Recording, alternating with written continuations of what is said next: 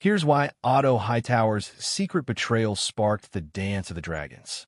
Picture this: a kingdom teetering on the edge of chaos, a dying king's final words twisted like a pretzel, and one ambitious hand who decided that maybe, just maybe, he could rewrite the entire line of succession before breakfast. Yeah, we're talking about Otto Hightower, the man who basically looked at Westeros and said, "You know what this needs? Civil war." But before we dive into how this scheming mastermind accidentally burned the realm to the ground, smash that subscribe button and hit the notification bell, because trust me, you're going to want front row seats for this tea-spilling session about the most catastrophic family drama in Targaryen history. So let's set the stage, shall we? King Viserys I, bless his rotting face, spent his entire reign trying to keep everyone happy. He named Rhaenyra his heir, made the entire kingdom swear oaths to her not once, but twice, and thought that would be enough. Spoiler alert, it absolutely was not. Because lurking in the shadows was Otto Hightower, Hand of the King, professional manipulator, and the single most patient player of the long game Westeros has ever seen. This man was playing four-dimensional chess, while everyone else was still trying to figure out which piece was the horse. Now, Otto Hightower did not wake up one morning and decide to plunge the Seven Kingdoms into the bloodiest civil war they had ever witnessed. No. This was a slow burn, a carefully orchestrated symphony of manipulation that started way back when he pushed his teenage daughter Alicent into the grieving king's chambers. Can we talk about that for a second? Because that is some next-level scheming right there. The man basically turned his own daughter into a pawn. Also, his grandchildren could have dragon-riding privileges and matching crowns. Father of the Year material, truly. But here's where it gets really spicy. Otto spent years, literal years, whispering in Viserys' ear like the world's most dedicated mosquito. Every decision, every appointment, every small choice was carefully nudged in the direction of Team Alicent.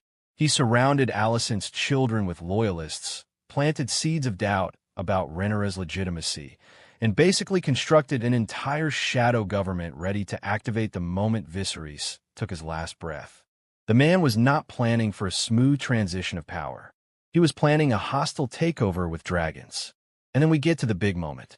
Viserys is dying, pumped full of milk of the poppy, barely conscious, and Otto is right there, waiting like a vulture at an all-you-can-eat buffet. Here's what actually happened.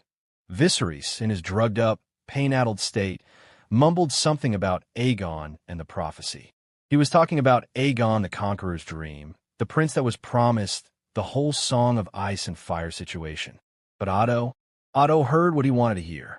Or more accurately, he twisted those words into exactly the weapon he needed. Now, was this an honest mistake?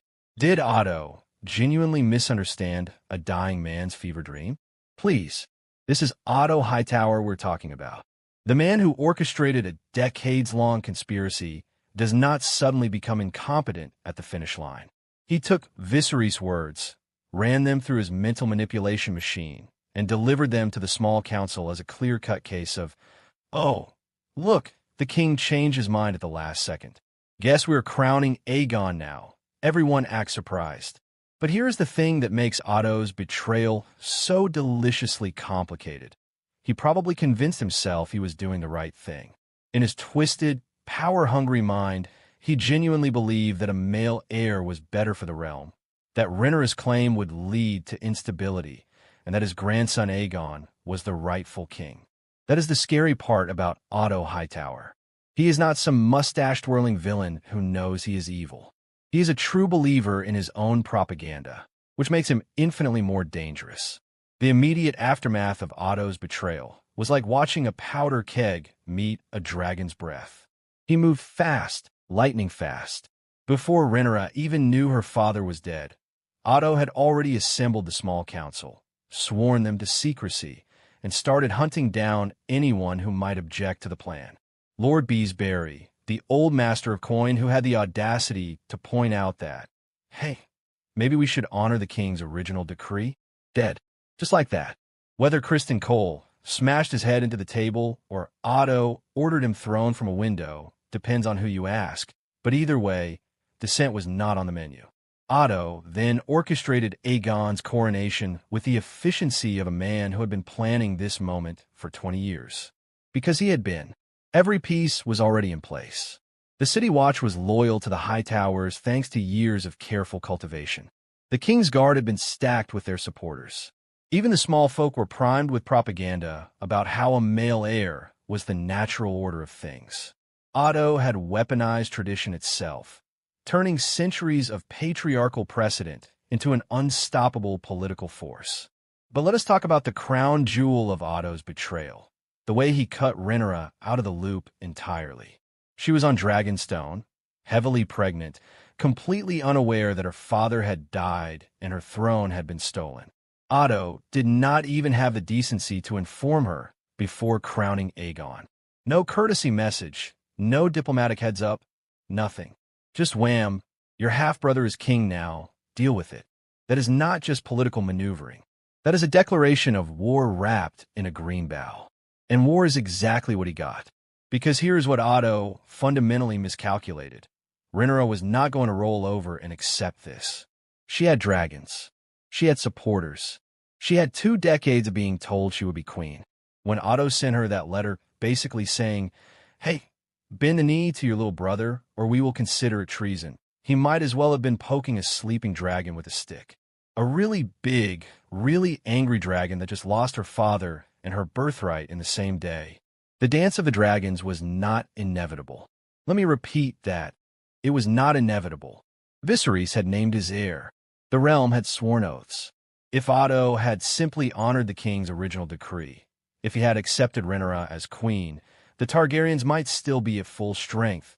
The dragons might not be extinct, and tens of thousands of people would not have died horrible, fiery deaths. But Otto chose ambition over honor, power over peace, and his own bloodline over the good of the realm. What makes this even more tragic is that Otto probably thought he was being pragmatic. In his mind, he was preventing a potential succession crisis by acting decisively. He saw Rhaenyra's CL. So there you have it. Otto Hightower's secret betrayal. The moment he twisted a dying king's words and crowned the wrong heir was not just the spark that ignited the Dance of the Dragons. It was the nuclear bomb that obliterated House Targaryen's power, killed off most of their dragons, and proved once and for all that sometimes the most dangerous person in the kingdom is not the warrior with the sword, but the politician with the whisper. Otto Hightower did not conquer Westeros with fire and blood. He destroyed it with ambition and lies, and honestly, that might be even more Targaryen than riding a dragon. Thanks for watching, and we will see you in the next one.